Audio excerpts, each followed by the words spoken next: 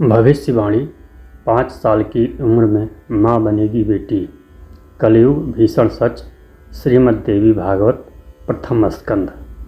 श्री गणेशाय नमः। प्रलय की आहट।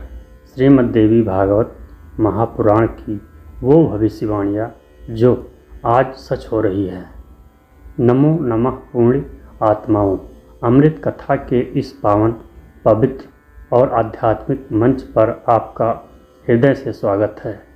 आज की यह चर्चा कोई साधारण वृत्तांत नहीं है, बल्कि यह वह त्रिकालदर्शी सत्य है जिसे स्वयं महर्षि वेद व्यास जी ने कलयुग के जीवों के कल्याण के लिए अपनी दिव्य लेखनी से श्रीमद् देवी भागवत महापुराण में अंकित किया है।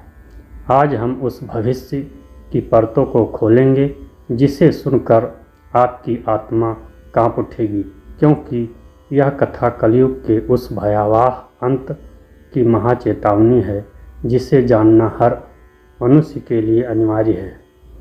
श्री गणेशाय नमः और जय माँ जगदम्बे के जय घोष के साथ इस कथा का आरंभ करते हैं।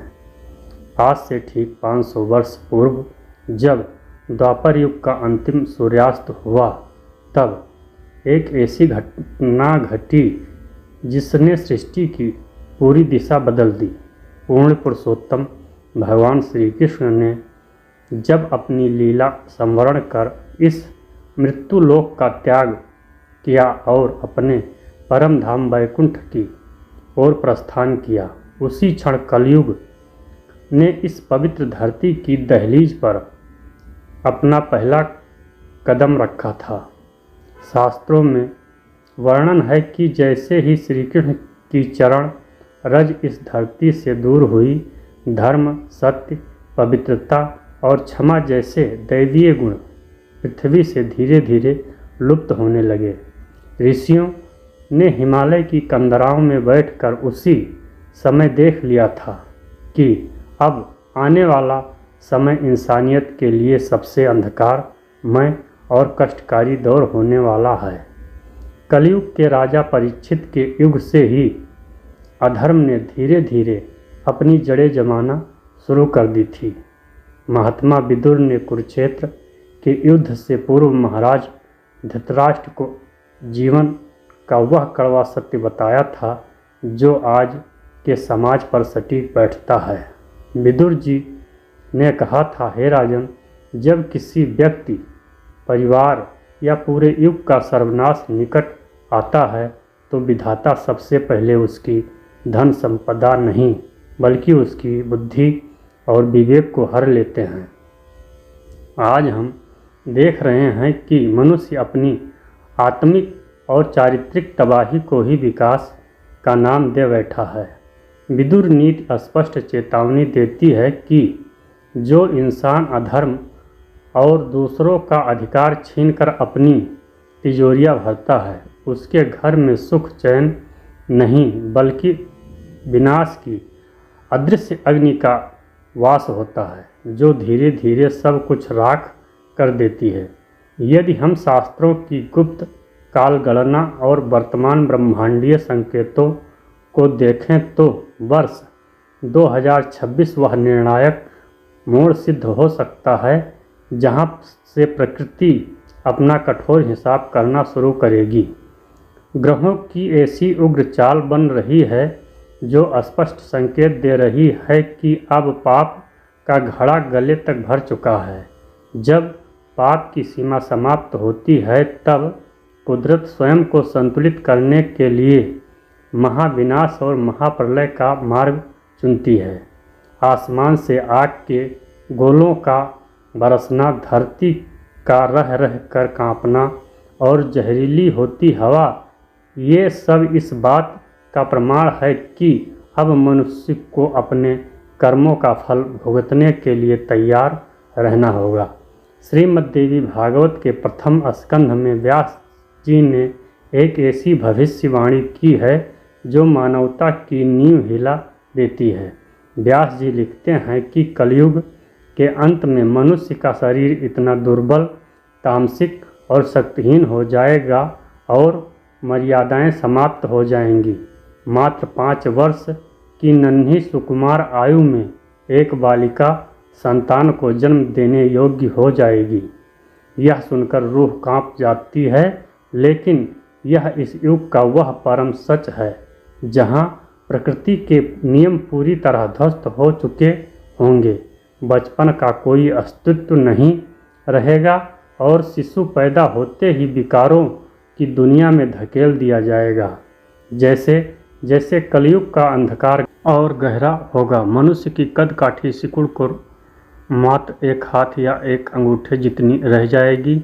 शरीर की ऊर्जा समाप्त हो जाएगी और इंसान बौना दिखाई देगा।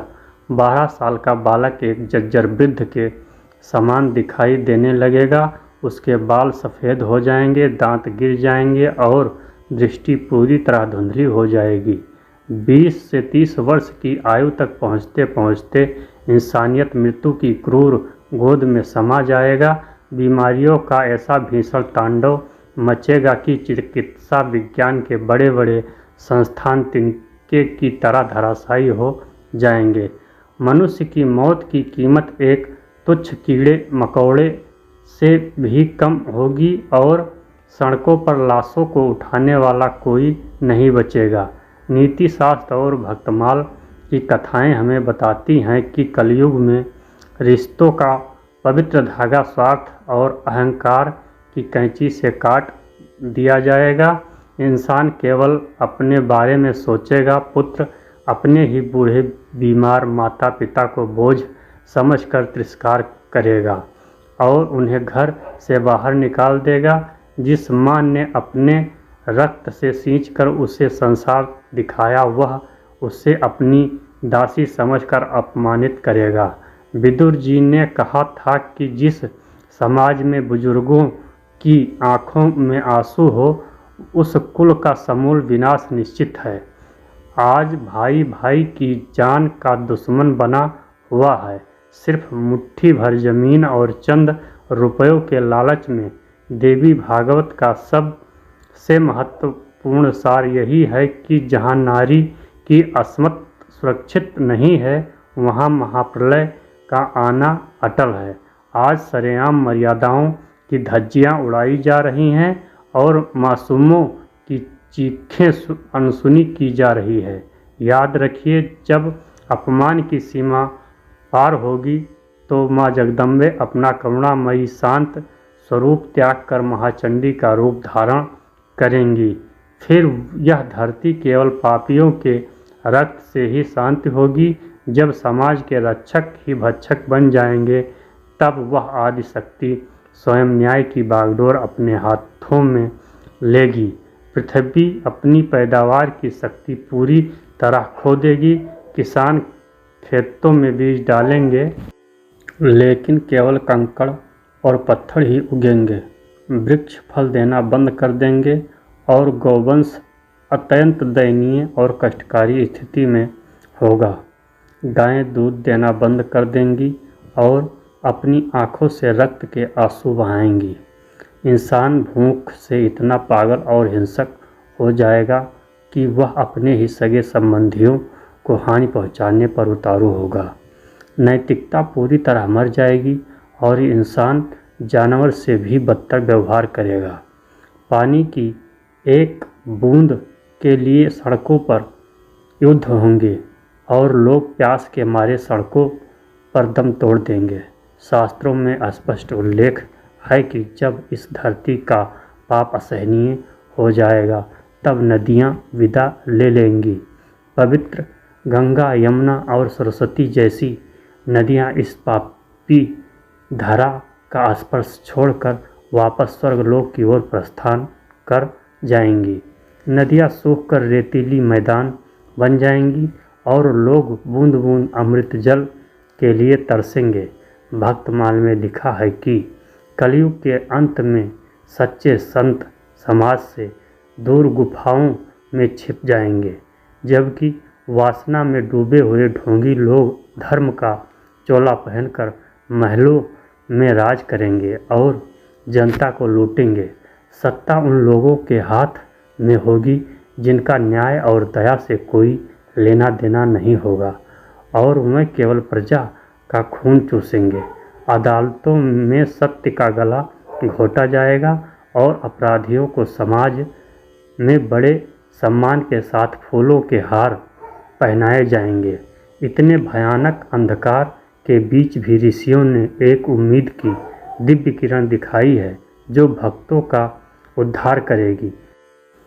कलयुग में कठिन तपस्या फल नहीं देगी क्योंकि मन स्थिर नहीं होगा, लेकिन नाम जाप और निस्वार्थ दान में वह अमोघ शक्ति होगी जो आपको इस महाविनाश से बचा सकती है। विदुर नीति कहती है कि अपने हिस्से की एक रोटी किसी भूखे प्राणी को खिला देना ही इस युग का सबसे बड़ा यज्ञ है।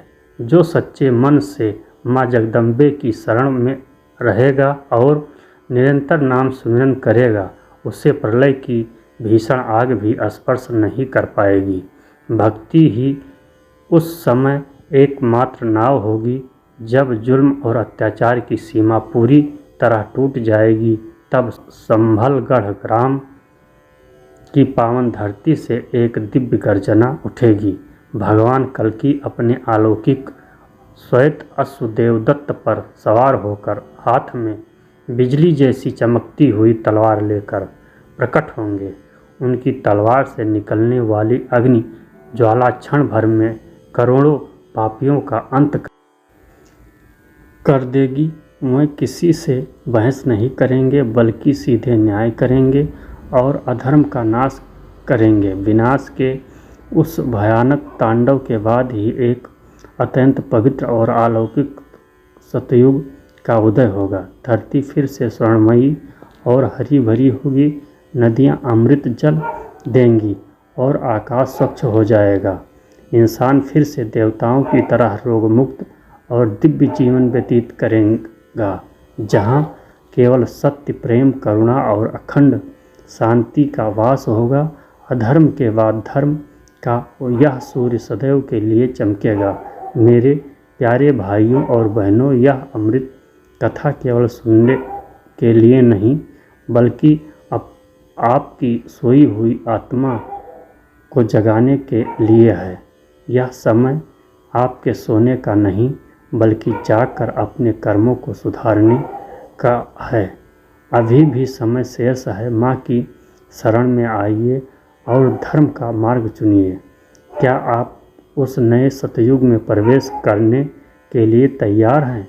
अपनी राय कमेंट बॉक्स में ज़रूर लिखें। इस महाजागृति को जन जन तक पहुंचाने के लिए इस वीडियो को अधिक से अधिक शेयर करें ताकि कोई अज्ञानता में न रहे। हृदय की गहराइयों से बोलिए जय माँ जगदम्बे, जय श्री कृष्ण, जय श्री राधे। मेरे प्यारे भाइयों और बहनों, यह अमृत कथा केवल कानों की तृप्ति के लिए नहीं बल्कि आपकी सोई हुई आत्मा को झकझोरने और उसे सही मार्ग दिखाने के लिए है। याद रखिए, कलयुग का अंधकार चाहे कितना भी घना क्यों न हो, धर्म का एक छोटा सा दीपक भी आपको प्रलय से बचाने की शक्ति रखता है। अभी समय शेष है। अपनी चेतना को जगाइए, अधर्म का मार्ग त्यागिए और माँ जगदम्बे की शरणागति स्वीकार कीजिए। हमें विश्वास है कि आज की यह कथा आपके जीवन में परिवर्तन का आधार बनेगी। यदि आपको यह पावन कथा प्रेरणादायक लगी हो तो इसे केवल अपने तक सीमित न रखें। इस अमृत कथा को अपने मित्रों और परिवार के साथ अधिक से अधिक साझा शेयर करें ताकि धर्म की यह ज्योति हर घर में जल सके। ऐसी ही अन्य दिव्य कथाओं और शास्त्रों के गुप्त रहस्यों को जानने के लिए आपके अपने चैनल अमृत कथा को अभी सब्सक्राइब करें और घंटी वाला बटन दबाना ना भूलें। यह संपूर्ण दिव्य प्रसंग श्रीमद् देवी भागवत महापुराण के प्रथम स्कंद से लिया गया है। मुख्य रूप से यह कथा इन अध्यायों पर आधारित है। अध्याय 4, अध्याय का नाम नारद व्यास संवाद और कलयुग वर्णन। अध्याय 5, अध्याय का नाम व्यास जी की चिंता और कलयुग के दोषों का विस्तार इन अध्यायों में महर्षि वेदव्यास जी ने कलयुग के आने वाले भयानक समय और मनुष्य के शारीरिक व मानसिक पतन का विस्तार से वर्णन किया है। अमृत कथा का विशेष संदेश।